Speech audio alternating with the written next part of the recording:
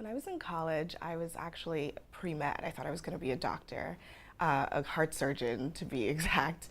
And then I realized that I really liked talking to people. I also didn't like being in the lab very much. And my first sort of journalistic experience was going to Mississippi for a service trip, and I had to write a blog throughout the entire thing, and I just really loved that experience, and I came back and I knew that that's what I had to do. I definitely feel like I know a little bit about a lot, although when I first started in journalism, or very early on in my career, I spent a lot of time writing about campaign finance and politics. So I feel like I have a very specialized interest and knowledge in that very small part of political journalism, and so I'm often drawn to those stories. I think being a general assignment reporter is really a lot of fun because you have the freedom to write where your interests take you, and that also helps you connect with readers who also have very diverse interests. People who are reading things on the internet often go from like entertainment or celebrity news to politics to science to technology.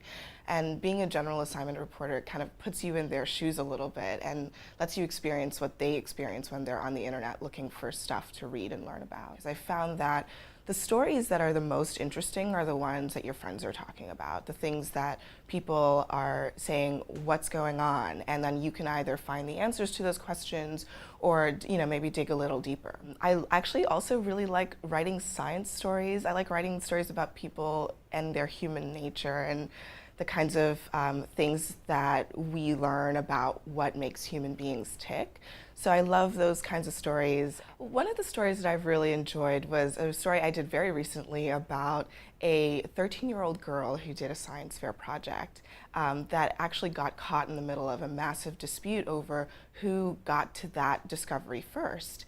And the interesting thing about that story is that all of the comments that I've gotten from people who have read it talk about a different aspect of it. There are some people who think that this is evidence that 13-year-olds probably shouldn't be doing science fair projects with the help of their parents.